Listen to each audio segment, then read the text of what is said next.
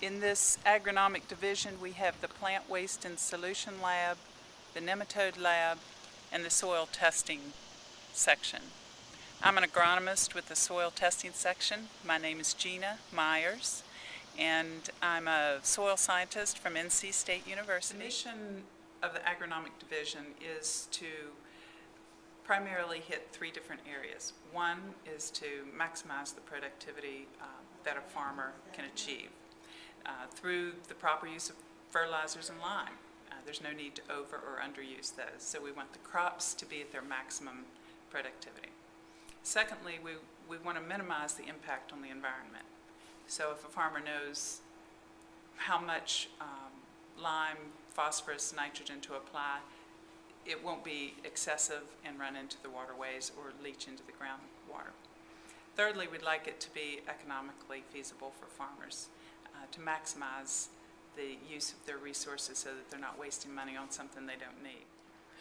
The Soil Testing Lab is a high production laboratory. This year we've done over 360,000 samples.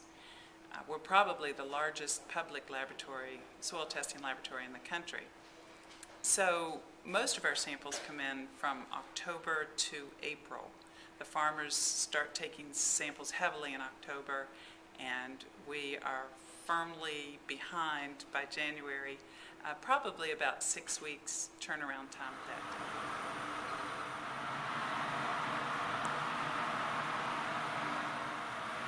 These samples have been placed on the soil testing dock, which is where people are welcome to drop off their samples. In the wintertime, this dock is piled high with boxes, and they're put into carts and moved into the building until we can process the samples. Okay, soil box will come in and we'll put a lab ID on it.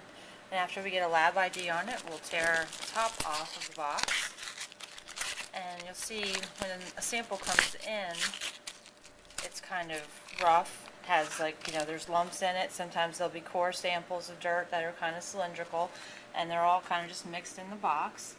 And we'll take these boxes, we put them in the dryer overnight, and after they've dried in the dryer, we take them into our grinding room where we put them through a soil grinder and then put them through a sieve. And when they come out of the sieve, they're nice and uniform, and that way we get a well-mixed sample that has a uniform particle size, and it guarantees that we get reliable results.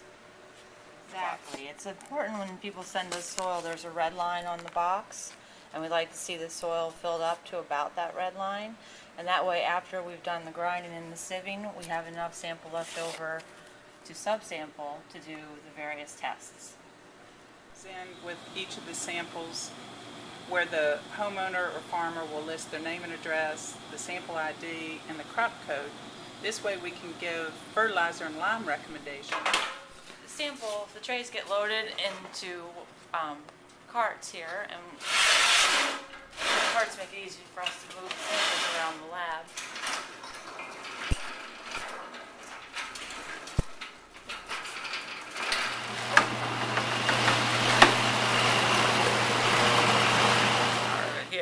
Taking up for pH. We're gonna scoop like this and put it in that first cup.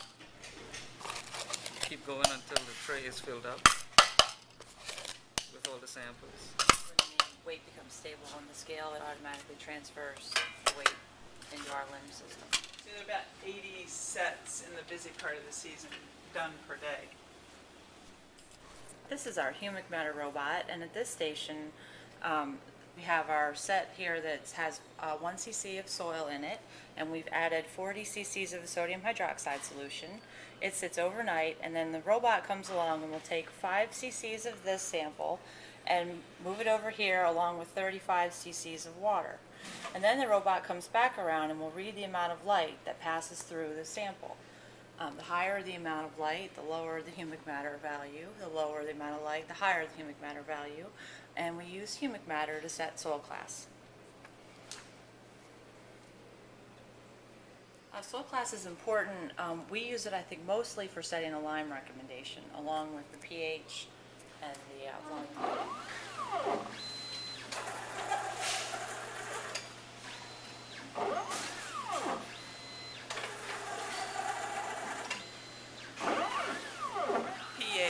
really impacts root development as well as nutrient availability. So getting the correct pH is probably one of the most important steps that a farmer or homeowner can take to ensure that their plants will grow well.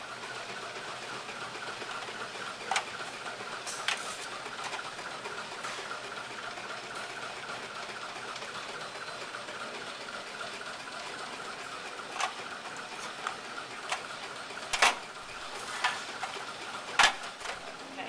This is the ICP where we do nutrient analysis for the soil sample. Basically what happens here is a pump pulls up the sample through the tubing and it goes up into the nebulizer where it's aerosolized and then sent into the plasma. When it gets into the plasma, electrons start coming off of it and it emits light at different wavelengths, and depending on the wavelength we can determine what the element is, and depending on the amount of light we can tell how much of the element is there. And we do that for nutrient to determine the nutrients in the soil, and that allows us to give a fertilizer recommendation.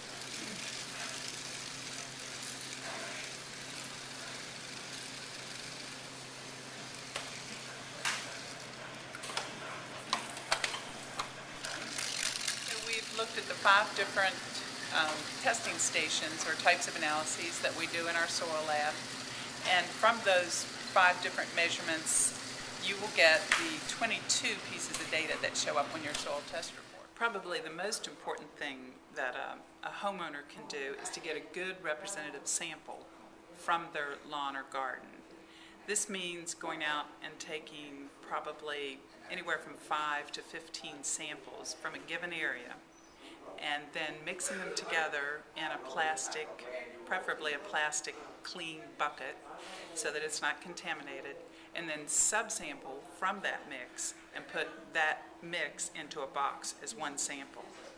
There's a lot of variability out there in the natural environment, so if you just select a plug from here or there, your chances of getting a good average result are diminished. I would also suggest that a homeowner take a sample from a given area that you can treat differently. For instance, if you have a front yard, you might want to take a sample there, one from the backyard, one from your flower garden, one from your vegetable garden, and in each place take several samples, mix them, and subsample from that so that you get a good average.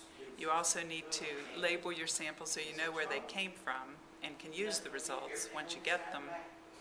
And take your samples about 4 inches deep, 6 to 8 if it's a tilled up garden area, but 4 inches is generally sufficient for a lawn. So about 85% of our samples are farmers, so we always try to encourage homeowners to take their samples between the months of April and September, when we're a little quieter in the lab and we can give them a quick turnaround time of about 1 week during that. Well, you can pick the boxes up to do your soil sampling either at your local county extension office, from our regional agronomist. We have 13 across the state, and also you could come here to the agronomic division and pick up all the supplies that you need to do your soil sampling.